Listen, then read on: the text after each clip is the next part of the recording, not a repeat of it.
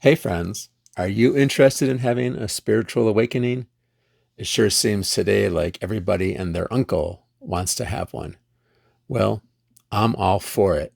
And let me share with you 5 things I've learned about spiritual awakenings in my 21 plus years as a rabbi whose main focus was on spirituality and people's spiritual journeys, and 5 plus years doing spiritual direction and coaching. As I go through the 5 truths, when or if something resonates with you, share in the comments what it is and how it resonates with you. Okay, the first surprising truth about spiritual awakenings: they're not like what other people say, right? Some people taste cilantro and say, this tastes like soap. And others love the pungency and the bite.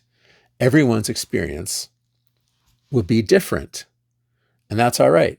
Let your experience be whatever it's going to be. Your experience will be different than everybody else's. And if someone comes along and says, I have the one spiritual truth, the one way, I don't trust them. And I sometimes even say, run from them.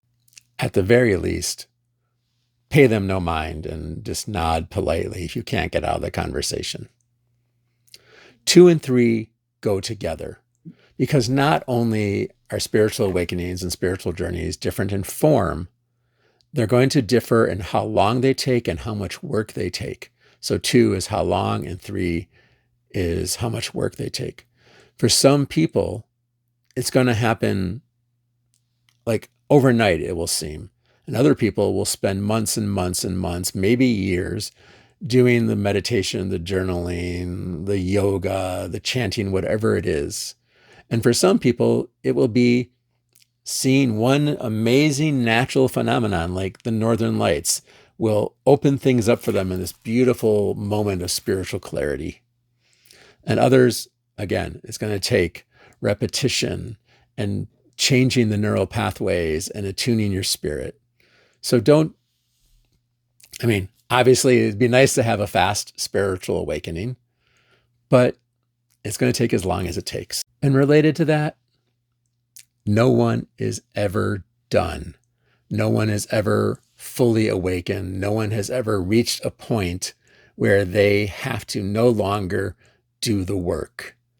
A couple teachings. One is, I don't know where it's from, but the question is, what do you do the day after enlightenment? Chop wood, carry water. You get up and go to work. You get up and feed yourself. You get up and tend to your garden, whatever it is. You have to keep going, and you keep doing your spiritual practice.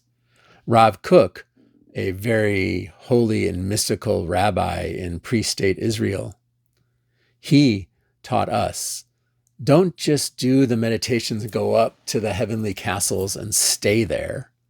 Because if you do stay there, the schmutz, the junk, the crap of the world that you're trying to escape, it will eventually get to you there. Go to the heavenly palaces, do the work, become awakened, wake up and work on staying awake, but also come back to the day-to-day world and work on the schmutz and the garbage, because it needs help. We need help working on it. We need help combating it. Number 4, don't expect that you know what your spiritual awakening process will look like. Back in the day, when I was getting ready for my bar mitzvah, I was the gung-ho kid. I was the weird kid who liked Hebrew school, loved Hebrew school, and I wanted to do more. I wanted to go to Jewish day school, but we couldn't afford it. And when my bar mitzvah came around, I was like, let's go. And I wanted to lead more prayers, and I did. And I was ready for the divine essence, Shekhinah, God, to descend and plunk me on the head and take me off on this spiritual high, this psychedelic trip without drugs. It didn't happen. I read the Torah, I made some mistakes, my tutor corrected me, and no one noticed. I learned that magic, spirituality, mysticism wasn't necessarily big and loud. It wasn't a fireball like in Dungeons and Dragons.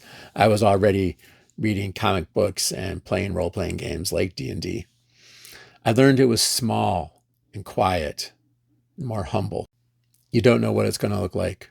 So be open and pay attention to the experience as it happens without expecting it to be in any particular way. And that thing, paying attention, one of the most important spiritual and mystical skills, because amazing things are happening around us all the time. We just don't see them. Right? Going back to my Jewish background, bushes burning in the desert were not that uncommon in Moses' time and today. But Moses had training that he noticed that there was something different about this bush, that it was burning without being consumed. It was just that he was paying attention, that he was able to see it and not just go, oh, another bush that's burning, and go about his day. Finally, number 5, what others write and say about spiritual awakenings, about the process, is their experience, but it is only their experience. All these books of Kabbalah that we have, Jewish mysticism, are what worked for these masters, and they or their students wrote down. They're not the only way to go. We are still worthy of having our own unique experiences in connection with the divine, the universe, the force, whatever you want to call it. It doesn't have to be how other people described it. But read, watch, listen to other people's experience. This will help you become more familiar with ideas and concepts around spiritual awakening, build a vocabulary around awakenings, and also imagine what is possible. There's no such thing as just our imaginations. Our imaginations is where spiritual stuff happens. We have to imagine it to engage in spiritual practice. The Kabbalistic masters and their students, other spiritual directors and coaches in our time, they have great experiences. Use them to inform you and be open to your own path unfolding and pay attention. I hope some of this resonated with you and helps you on your journey. Please share with us in the comments if it did. If you have any questions for me, please write me at the email in my description. And also, if you're thinking about maybe starting a path of spiritual direction and coaching with me, you can use the TidyCal link also in the description, and we can set up a complimentary 30-minute call. Complimentary meaning you don't pay, and I'll be nice to you. And we can discuss what it might look like if we work together. All right, love and blessings, everybody, and talk to you next time.